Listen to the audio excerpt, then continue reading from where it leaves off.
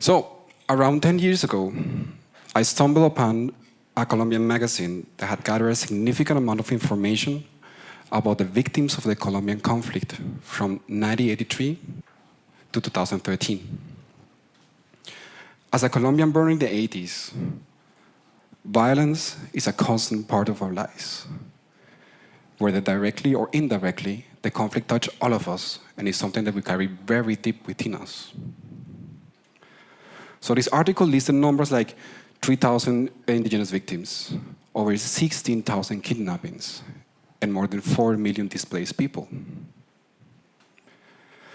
So growing up hearing these numbers and being exposed to them over and over again, these numbers, they lose their meaning. They become white noise.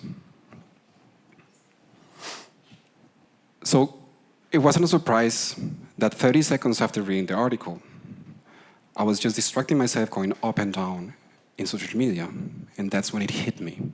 I felt something was wrong. I realized that to truly understand these numbers, I needed to translate it into a language I cannot just understand, but feel on a deeper level. At that time, I was doing my master's degrees in sound art, and we were founding our studio, Kling Klang Klong. So it's very natural for me to translate this into sound. I ended up creating a generative sound composition that was reflecting the evolution of the numbers of victims of the Colombian conflict during that time. I used different sign tones to represent different categories of victims. For example, low frequencies represent categories with fewer victims, like this. Higher frequencies represent categories with many victims, like this. There were categories with so many victims, like, for example, victims of sexual assault, sexual violence, that they become one single tone, always present, always there. So this piece ended up being the central part of an audiovisual installation that 3 other Colombians and I did, called Proyecto Mangle. This installation helped us kind of process the conflict in our own artistic way.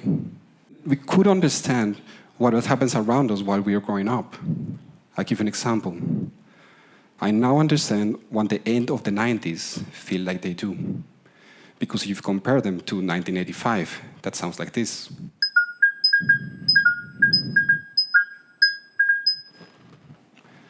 "1999 sounds like this.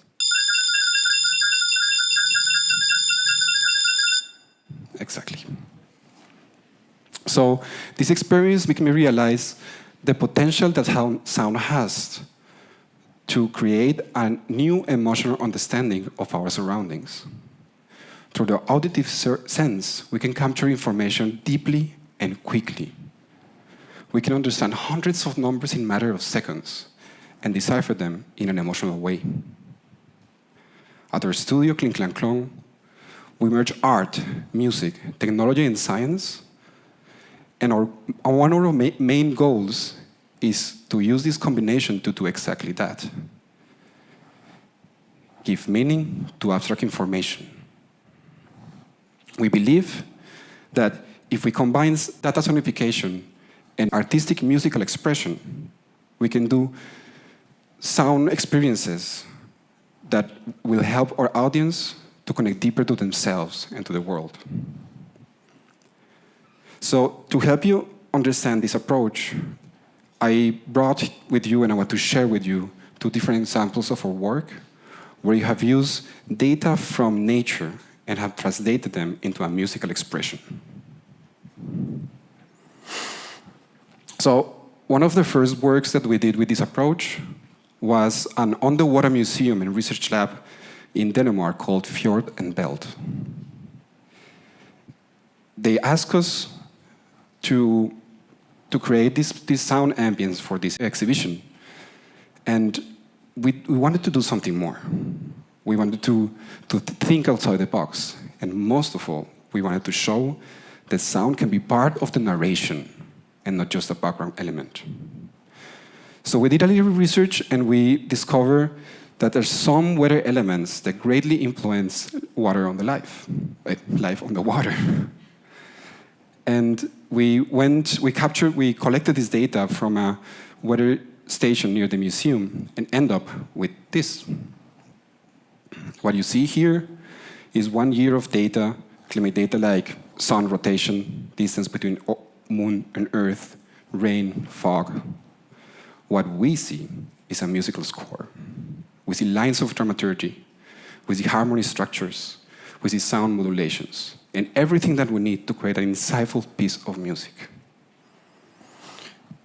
We also create sound material based on underwater recordings, informed from textures, tones, harmonies, and melodies. And everything was then controlled, modulated, and activated by the data.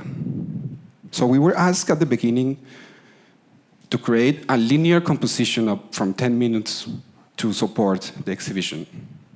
What we end up doing was creating a sound engine that is capable to generate a 4-hour musical composition reflecting the changes in weather and the influence on underwater life. So let me share with you a part of this piece.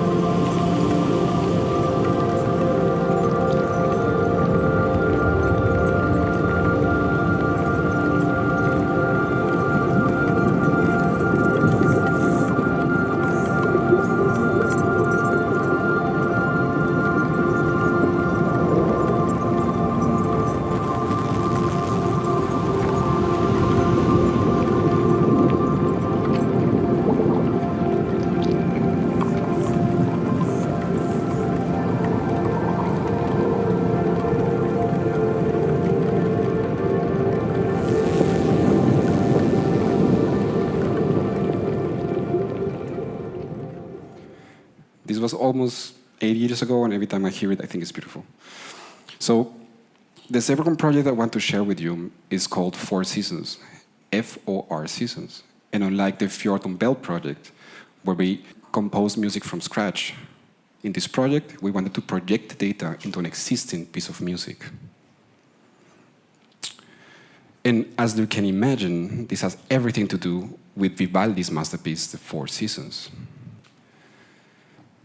Vivaldi composed this piece in 1723, when the world was very different from ours.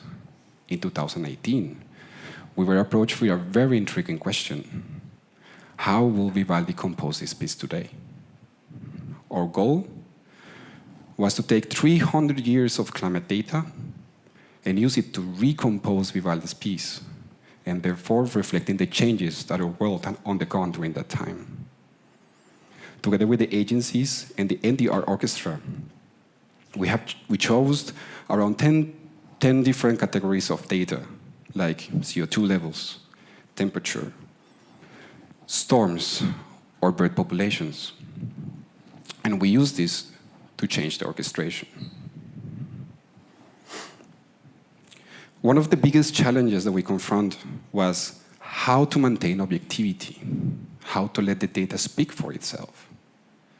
Well, in the case of bird population, was a very straightforward thing, for example, because we had data that directly corresponds to the musical score. This is probably one of the, if not the most basic example that we did, but it will help you to understand a little bit our approach.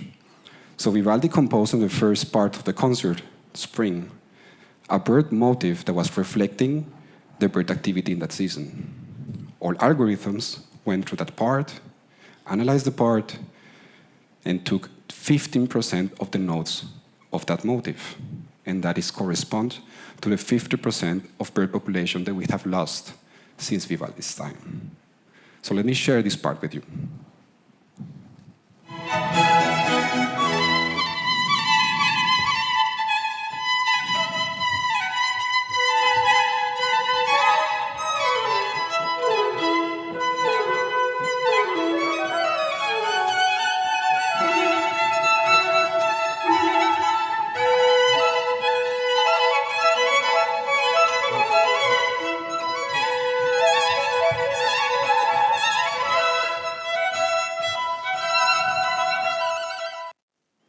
I don't know if you're familiar with the piece, but it feels wrong. It feels like a hiccup at some point.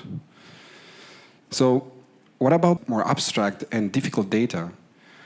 Well, we took artistic liberty to try to convey the weight of this important topic.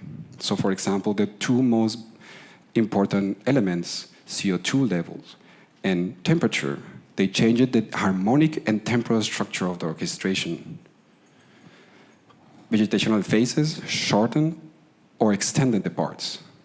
Storms were here more often and in different seasons, and natural catastrophes were here through all the concert.